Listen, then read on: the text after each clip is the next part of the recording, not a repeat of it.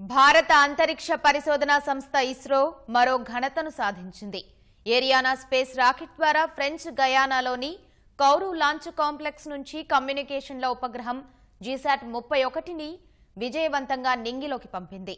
భారత కాలమానం ప్రకారం తెల్లవారుజామున 2:31 నిప్పులు కక్కుతూ జీశాట్ 31 మోసుకుపోయిన ఏరియానా రాకెట్ 42 నిమిషాల్లోనే కక్షలోకి చేర్చింది.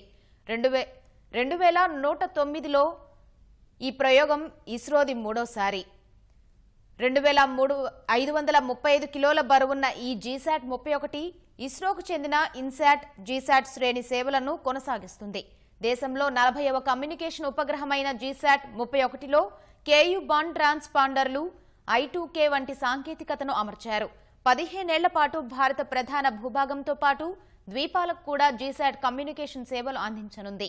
వీసాట్ నెట్వర్క్లకు మద్దతుగా DTH సేవల కోసం ఈ ఉపగ్రహాన్ని వినియోగించనున్నారు.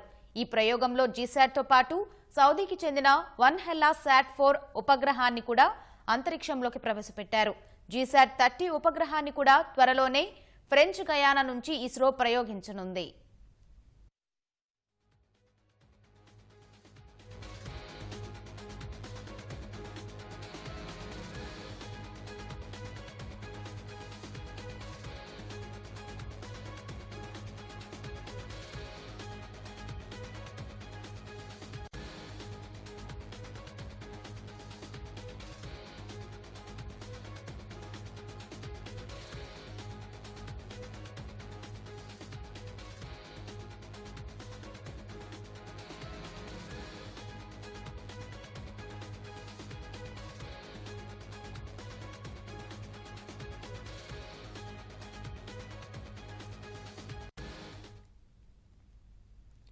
భారత అంతరిక్ష పరిశోధనా సంస్థ ఇస్రో మరో ఘనతను సాధించింది.